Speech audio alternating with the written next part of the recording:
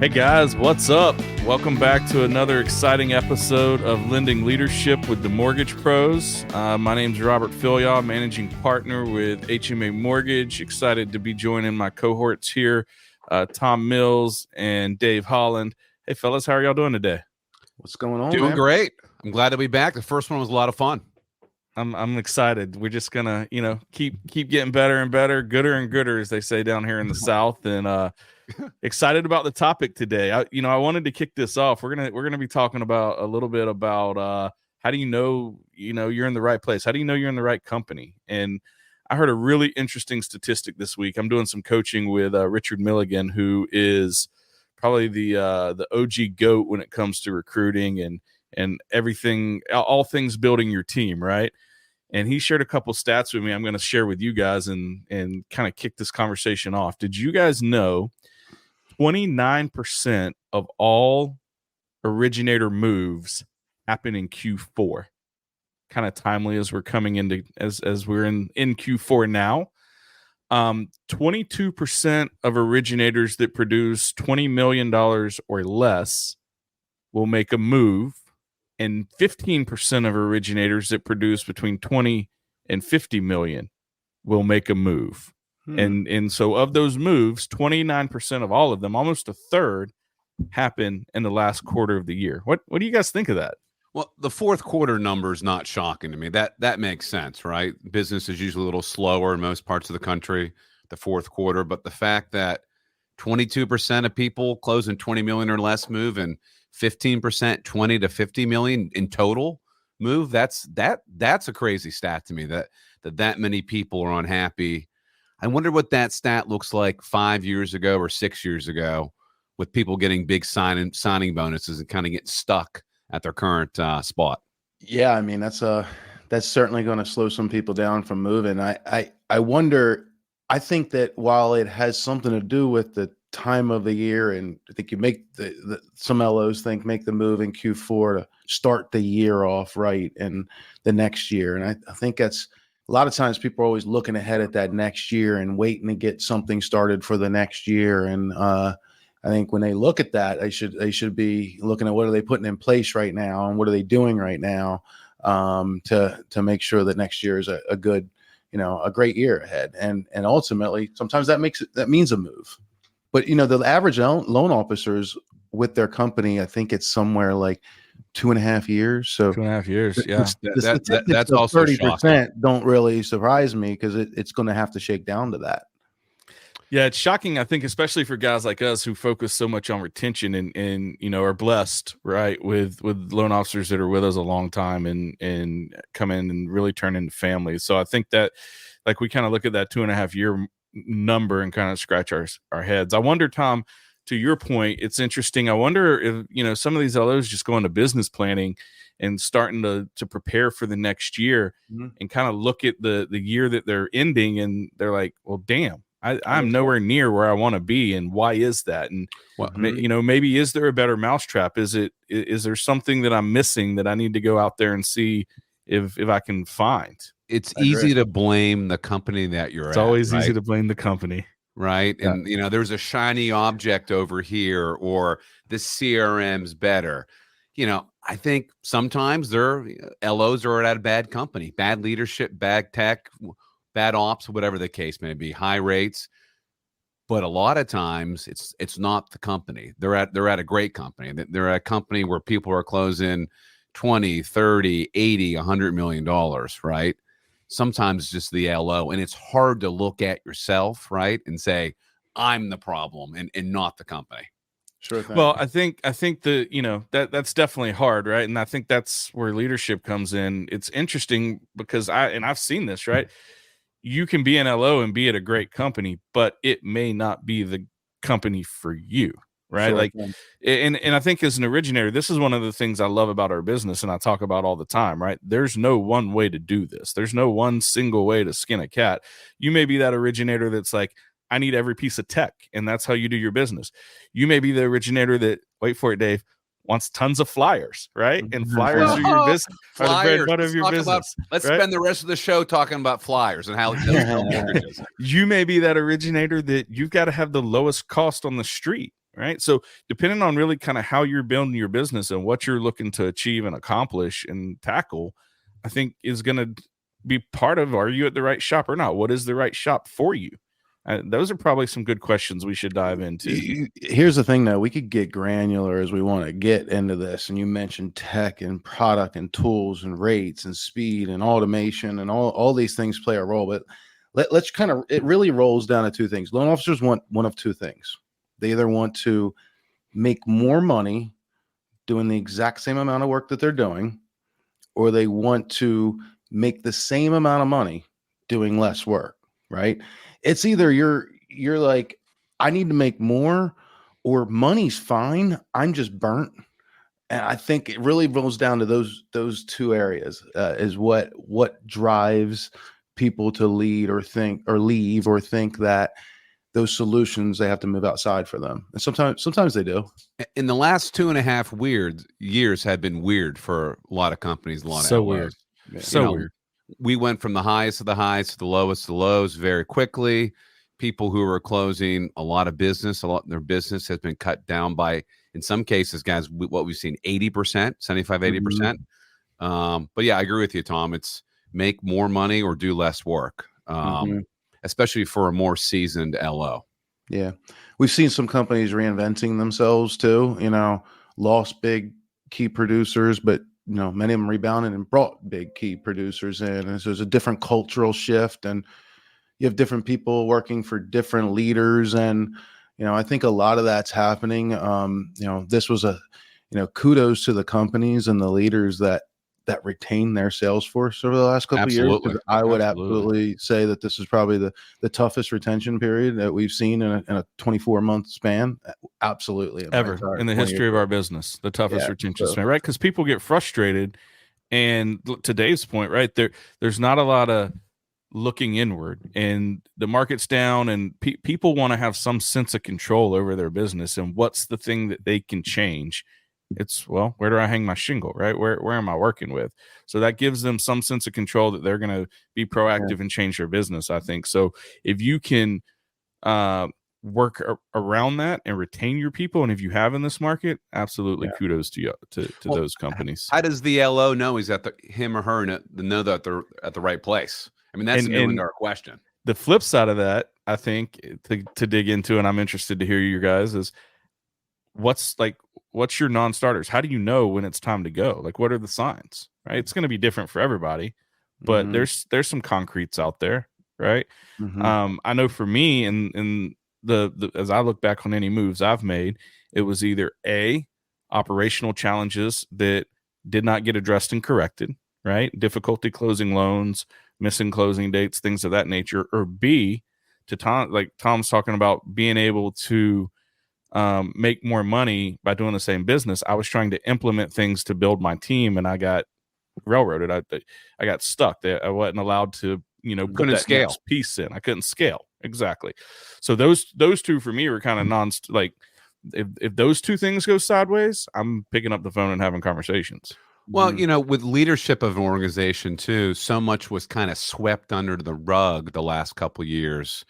Leadership and ownership didn't want to talk about specific the issues and stuff like that. And I think sometimes with ownership, you want people who are heavily invested and have a big chunk of their net worth and life savings in the company, right? Well, whether it's ownership, they are all in. They are all ownership or leadership, or then sometimes the problem becomes the number of layers between all that. But as you guys know, I spend a lot of time talking to originators. I feel like I get a good temperature out there, and one of the early on questions I like to ask is, tell me about your relationship with your leadership, and it'll tell me everything about if that person's going to move and be one of the ones that moves in the next 3 years or not. It tells everything about it.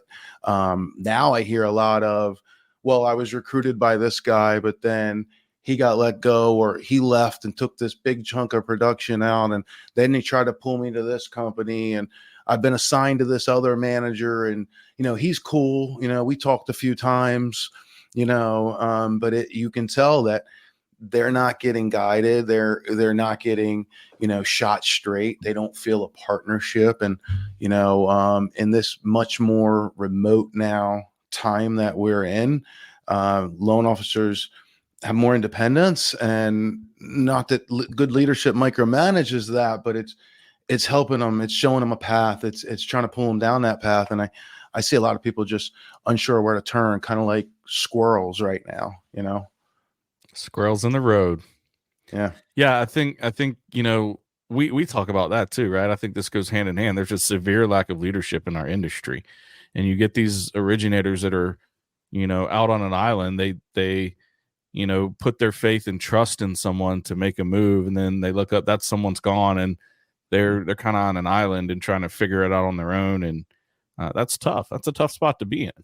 Oh, I can't remember who said it, but over promise and never deliver, between the tech, the leadership, the rates. A lot of people get a 90 or 180-day rate sheet where their rates pop up. I mean, that would be devastating if you came on board with a certain expectation, and then 6 months down the line, everything changes.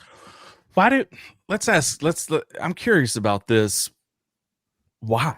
Like, why do recruiters and leaders in our industry pull this crap? Honestly, because once they bring them in the door, there's no accountability towards them, right? So they bring in the wrong. You think people are just going to take it? Yeah, and they've signed a 1 or 2 year contract, and we all know it's hard and emotional to move, so they think they got them by the hooks. I mean, ethically, that's just awful, horrible. And I know one of the things we talk about, right? And it's true. Like, I've never recruited someone and blown smoke, because it doesn't, in our business, like, it doesn't take a real long time to be here and know that what I told you wasn't true and I blew smoke. And I'm accountable to that. I can look you in the eye again. We're having that conversation. Yeah. Like, I don't want to do that. Yeah. Yeah. No. So we touched on it and we got away from it a little bit. How do you know when you're in the right place? So I think so much of that is subjective in how you feel while you're there. And some of it is gut, right? Some of it's feeling, right? Some of it's gut, but some of it's introspection. And if you have a good leader, sales manager, ops leader, you can kind of get the feel from them, and they can give you a gut check as well too. Like, hey, Robert, you're full of it. Tighten up a little bit, make some more calls. I think, first of all, I mean, I'll say, if somebody's in these three areas, if somebody's in a position that they feel like they can grow, they can give amazing service, and they have balance in their life, they shouldn't consider leaving. There's no amount of money a company can pay them, or no tech or nothing that they should be able to be sold on, because those three things, that's your harmony. And that means your whole, not just your business is good, like your life is good. When you can grow, it means you're making good money, you're providing a service, you're going to work, you're not stressed out, you're proud of what you're doing, and and you're balanced, which means things at home are good, and you're not a slave to your job. Don't change employers. Bottom line, you're good. Don't even take the call. Don't even open Pandora's box, because listen, it's going to, here's what I'd say all the time, right? If you're not looking to make a move, if you're not in a spot where you think, hey, I need to look at this, don't even open the door, because it's a distraction. If you are in a spot where you need to look at making a move, open the door fully, pick 4 or 5 places and start having conversations. Like, right? Like, I think that's important too. I think too, I mean, let's say, you're a branch manager and you want to build a $500 million branch, right? Or let's say you're a loan officer and you're doing 30 million, you're on a path, like you got hard set goals to get to 100 million. I think if you don't look within the organization you're in and you see those success stories happening, the path is not there at your company, right? So you have to pave that path there. Maybe there's a company that the path to 100 million, the path to $500 million, the path from 0 to a $20 million producer, whatever it is, that path you want, they have those stories, and that validation that, like, hey, here's how it's done. Here's how we did it. Here's how such and such did it. And those things are available to you. Follow that path, because it's probably easier than forcing it on your own if the path's not there where you're don't reinvent the wheel is what I hear, Tom, right? Don't reinvent the wheel. Well, and make sure that if that's the journey you want to go on, and we could go on so many tangents with this, right? Because first of all, you got to know where you want to go. Like you got to have a You're right. goal of what you're building to and where you want to take your business, right? So we talk to so many LOs who have no idea, right? So that's where you got to start. But if you know, like if you're doing $3 million a month and you're an LO that wants to do $10 million a month and there's nobody at your company doing that, like that's something to look around, right? You're not going to reinvent the wheel, but the wheel's not at your company. You got to go to the company that's got the wheel that you can use, right? I use the analogy all the time with people that most originators that we talk to are really smart and they will figure it out over time. Yeah. But at what opportunity cost? At what stress cost? Like you're at the base of a forest with a machete in your hand and you got to chop through the other side. You're going to get there. Yeah. But you may that next opportunity may have already pushed a road through, paved it, and have a Ferrari sitting there for you to jump in. When you look at that too, I mean, looking at what a company has to offer, the people that are touching your loans, the resources that you're given, the success stories that they told you, which lured you there, like how do they help you put that into action to create those same successes? That's really what it comes down to. I feel like a lot of people I hear just like, a lot of people just feel like they're in a kind of a stagnant environment. Like, Stagnant a lot. I think a lot of people have been told one thing by leadership, seen another, lost a little bit of trust, looking around like, what are we doing? We're not growing. They're a little unsure. You see so many mergers and acquisitions happening today, and it's an uncertain time. I think that's also what makes people not move. Like that's some of the hesitation of like, I've seen, originators are scared to make a move and then the company gets bought by another company, that would be terrible. Can you imagine that, guys? You make a move, you sell your referral partners, why this company is so great. And then 2 months later, you wake up and there's a company call and you just got acquired. I lived that. I worked for a company that got bought by a bank, right? And as we're navigating those waters and figuring out, that bank got bought by another bank. Yeah. It's different when you've been with that group a long time because you can be like, hey, it's the same people. Yeah, we're moving together.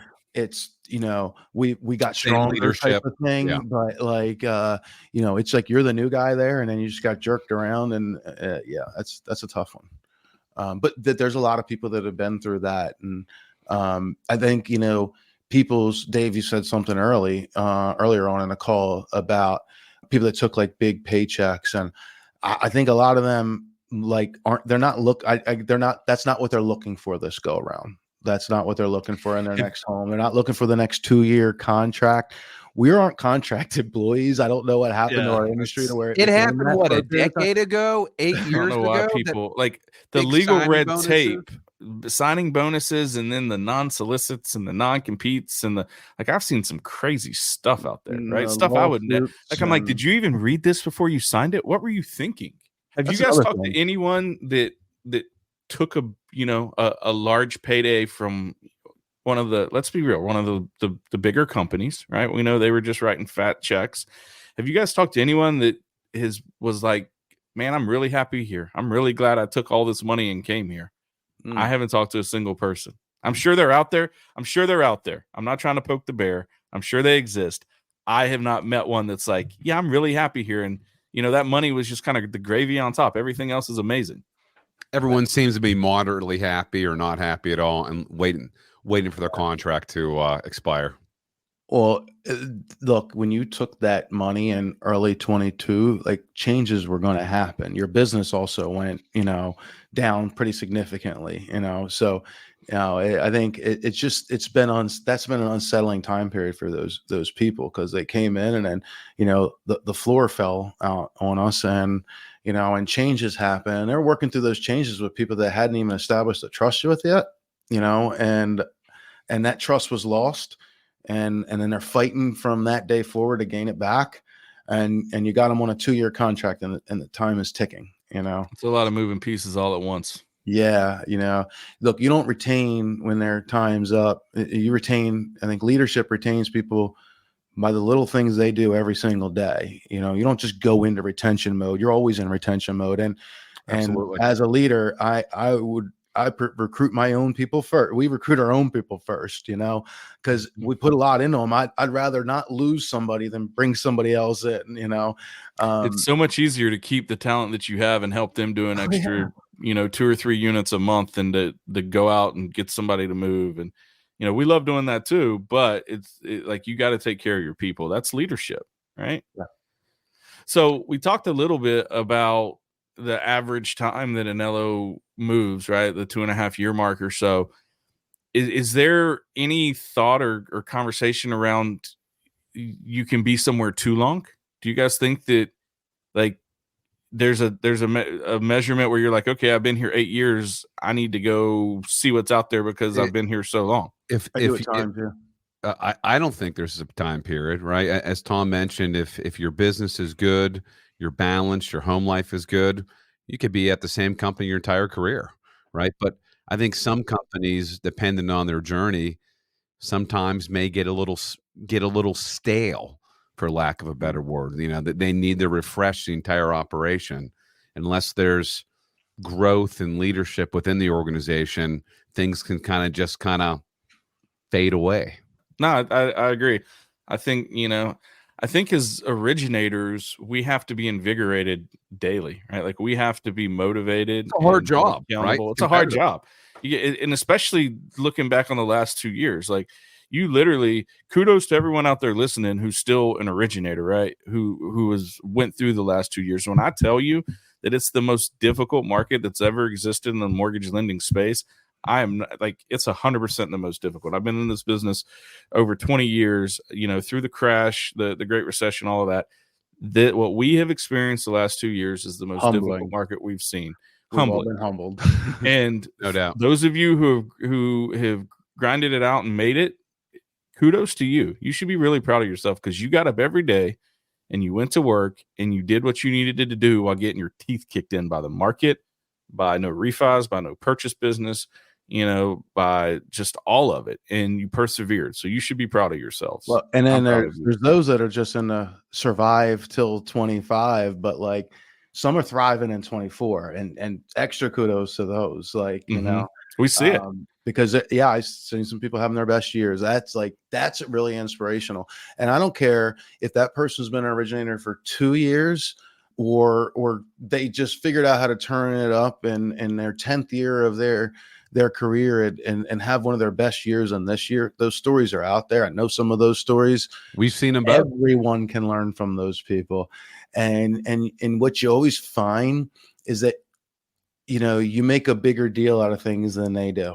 The rate game's not in their head. You know, somebody said, make X amount of dials, talk to X amount of people, it equals this. And they went and did that. And then like, okay. Like, oh my God, this works. And then they just went and did it again and again and again. And, you know, oh man, they're the soldiers out there in a really tough environment. And I think they're just feeling that onward momentum, the wins behind your sales versus like pushing against it, is what I think a lot of people put themselves in a position this year. And when I see people like that, it's honestly inspiring. It makes me think I need to double down and go after it. I want to learn from that person. Tell me what you're doing. Like, I want to hear from them. What are you doing? You're doing it for 18 months. What are you doing different?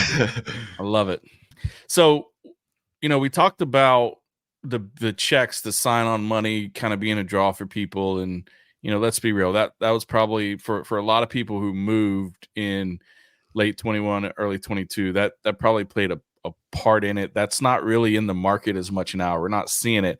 What are you guys seeing that is kind of the differentiator that originators are looking for? They've said, okay, I can't scale here. I can't grow. I can't do the things. I don't have the balance. It's time for me to make a move. Here are the non-negotiables that I'm looking for as I make a move. What are you guys seeing that those things are? What LO are we talking about? Are we talking about high producing LO, or are we talking, you know, under 25 million or over 25 million? Doesn't matter. Are they different? Yeah. And if they are, let's put them in buckets and kick it around. I mean, it does matter. Go ahead, Tom. I think the higher level producer is looking to find a company that more gets behind them than them kind of get behind the company. You know, there's a big focus today on, the modern originator, creating your own brand, and there's companies that support that, and there's those that don't. And then I think, people went through that like change in companies, companies acquired, things like that. So they're a little sensitive to their name change. So they really want the Fillyaw mortgage team, these brands have become more important to the larger producing teams. And then they want to see that path towards the next level that they're trying to get to. That's what I see on the whatever that next level may be. But you see with those higher producers, they have some target or some goal of where they want to drive to. Absolutely. Yeah. Most top producers don't end up there by it's not chance, as we know. Yeah. Dave, what are you seeing on the the smaller producers? Let's say sub 20 million. Some fuzzy things that's hard to quantify. They're looking for energy. They're looking for someone to guide them. They're looking for someone to show them the way, right? The conversations that I have are, how did you get here? Tell me what to do. So that goes back to that past predicts future, right? Like making sure there's examples of what you want to achieve. Exactly. Yeah. They're looking, and holding their hand isn't the right word, but they're really looking for someone to guide them and say, do this on Monday, do this on Tuesday, Wednesday, Thursday, Friday, makes X amount of calls. Here's who you call. They're looking. I mean, we look at all of our sales training, right? My sales training was, here's a telephone, here's a 1003, start making some calls, right? Fresh out of college, I had no idea. They're looking for someone, novel idea, show someone how to sell and show someone how to be a mortgage originator. They're also looking for, they're looking for marketing support. Like your bigger producers, they have some, built support within their teams, and then they make more money. So they're investing in certain aspects of their marketing. But the 3 to 5 loan a month originators trying to figure out how to market, and they don't really, they realize they don't know how to. They realize they kind of need to. And look, guys, you guys see loan originators that post this video, that you see it on your scroll, and they got 4 hours into editing that thing, and they took 4 hours to post that 30 second video that 78 people watched a quarter of. Not a good use of their time. Yeah, would make call 40 people in that time. Good Lord. Like, there's an easier path. And so I think that, you can still make the calls, and there's other resources that other organizations have to help kind of solve that. But, in the end of the day, like, there's certain things that make us money, and hours and spending time doing video in the mortgage business doesn't relate. Doing video does relate. You have to be able to figure out how to do it efficiently, whatever it is. We have to figure out how we're focusing on what makes us money, what makes that originator's business tick and grow, and be doing that. And rarely that's the grunt work behind like marketing. It's more just, getting out and executing on it. What are you seeing out there, Robert? Yeah, I mean, I think it, it varies a little bit from LO to LO. I think it is important to talk about it kind of segmented by production, because what they're looking for, is different. I think we've touched on a lot of it. I think a lot of originators tend to focus on asking about product, right, and price. What's your doctor's loan? Do you have a doctor's loan? Yeah. Hey, tell me about your one-time close construction. Hey, that's a great question. I'm glad you asked. How many of those did you close in the last 12 months? Well, 0. I haven't ever closed one, but I want to know, do you have it? Right. Mm-hmm. So I think that they do that because they don't know what else to do, what else to ask, right? Maybe necessarily. It's like when a client calls and says, hey, what's your interest rate? They don't care about the interest rate, honestly. What they really want to know is, what's my payment going to be? Mm-hmm. But all they know, what they've been taught to ask is, what's your rate? So that's what they ask. It's the same thing with, with people when they start to make a move. So, I think really looking at where you want to take your business, if you're out there thinking about making a move, really looking where you want to take your business and what is going to help you facilitate taking your business to wherever you want to go, is that the leadership that we've talked about, right? Is it scalability? Is it having that ops support, the marketing support that is kind of plug and play, right? It all comes back to a few basic things. And it's, what are you good at? What makes you money? What do you enjoy doing? If you can get your sphere of work to focus on those 3 things, and everything else is kind of handled by someone else, You're going to have the balance. You're going to make the money. You're going to have all the things you're looking for. You have to determine what those are as you're looking and starting to have conversations to make a move. So I see a lot of people ask stuff that is what I would call details. Like they're important, but it should not be the driver. And sometimes there's too much focus on that. Does that make sense? It does. And, you know, you touched on ops support. I think the bigger producers want to know that they have someone they can go to and get their transactions done without a lot of drama. I mean, we're in an imperfect business because we're in a people business. So transactions are going to go sideways for 1,000 different reasons, but it's how it's handled and executed and how quickly it's done. Well, I think the great companies, the companies that retain, the companies that attract and retain, have figured that out and get this simple foundational principle to it, right? Like if you're an originator and anytime there's a challenge on your loan, which we all know happens, right? That challenge falls back into your lap and you have to stop what you're doing and you have to figure it out and you have to get in the weeds on it. That equates business to problems in your mind and you're psychologically, right? Which is going to create an aversion to you and you going to get more business. You're going to think the more deals I have, the more problems I have. I don't want deals because that equals problems. So you're being punished for getting more transactions and being successful. Yeah. If you don't have the right support. If you don't have the right support. So with the companies that figure out that, hey, when that happens, we're going to engage and we're going to fix it for you. Now listen, don't be putting crap in, right? But you got a support team behind you, go get more business. That's like, those are the places that we see people excel and stay. Yeah.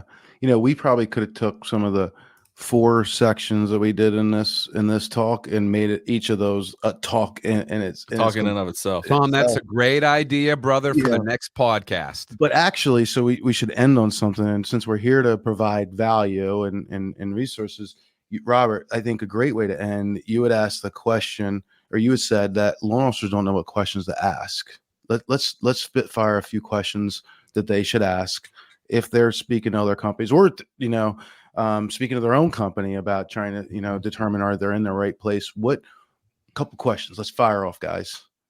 Here's one of my favorite. It's not a question, but before you join anywhere, anytime, you should randomly pick up the phone and call 4 to 5 loan officers that work at that company and have a conversation with them. Absolutely. And just have an open, frank, hey, I'm interested in looking at onboarding with your company. I'm an originator. I have some questions that I'd like to ask you. Yeah. How's your operations process? How do you feel? Do you feel supported? What's your leadership like? What's your business planning like? What's the most important piece of tech that helps you grow your business? Where were you when you started and where are you now? If they were selling you something within the platform, ask if is there anything that they told you that would happen that hasn't happened? Yeah. That have you been overpromised and never delivered? You should also look at how long they've been, talk to people that have been 4+ years with the company and then talk to people that have been there 90 to 120 days. We all have that data. We can look in Redder. We can see how long people have been on a company. And I'd highly recommend that. Maybe even going outside of the list that sometimes they give you that, they may have. Don't go off the list. Don't go off randomly. Don't go off the list. Go find them online and pick up the phone and say, hey, I'm talking to your company and got a few questions if you don't mind. I think that's great advice, Robert. What's yours, Dave? What kind of support you're looking for? If you're a loan officer doing 3 to 4 transactions a month, how do I get to 10? Do I get an assistant / loan partner or LOA? I think those are important questions to ask. And then to talk to people who have been on that journey within the company to see what it looks like. Someone who went from 3 loans to 10 loans. Because a lot of times people get promised assistance. They get to that number, they break their back and they don't get it. So I think that's an important question. And then, ask, is this the real rate sheet? Or is this the 90-day rate sheet? That's a great question. We hear that over and over again from LOs, and I'm just blown away. And sometimes it's not even a slow burn up. It's just like one day it changes. Oh, we got them.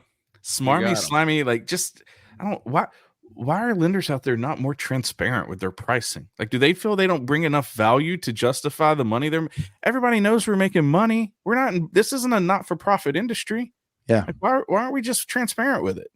Yeah, and when you lie to LOs or mislead them, you have unhappy people, and it's a constant thorn. So it's just our philosophy is it's just not worth it. Not worth it. Yeah. How about you, Millsy? Dave actually took mine. I'll go. You know, in the end of the day, I think we're all led by stories. I think stories are what sells, right? You know, and what inspires people. So, you know, there's some story that was told about that organization that you know is attractive to you, and you want to go like live that story. Just, you know, validate it. You know, whatever it is that has you ready to go make a commitment to that company, be sure of it. Like, look for validation, like look that there's proof, you know, even smaller on a granular level. You know, I mentioned, you know, is somebody doing 100 million, is somebody doing look for that path, validate that it's happening there. But, you know, the things that you question, validate them. The things that you're attracted to, make sure that there is what you were sold them to be.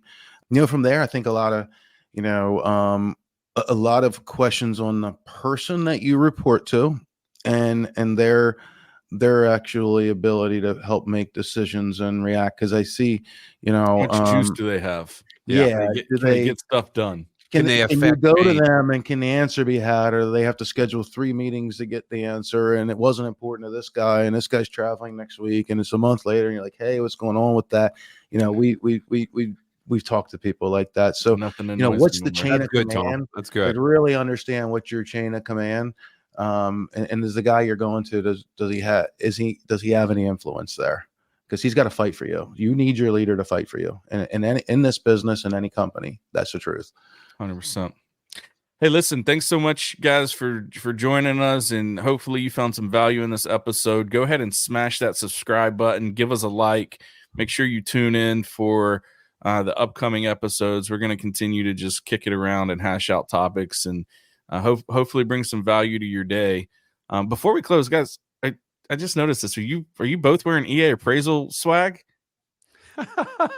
I guess we are. Oh, yeah.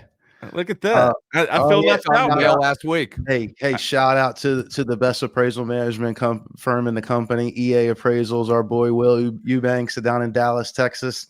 I got this shirt dropped on me last week. I guess, Dave, I felt special. I thought I was the only one that got this shirt. I can't believe we just noticed that now. My wife got a hoodie too. I got a nice swag pack too. I didn't know. I didn't get the memo from you guys. We were going to do this though. I was with you guys the other day, and I was going to bring my EA appraisal shirt, and I didn't want to make you like feel offended, so I wore my HMA shirt. But all right, Will needs to sponsor the next podcast. Then it sounds like Will Eubanks. We appreciate you, man. You and Manny, tallest Mexican you'll ever meet.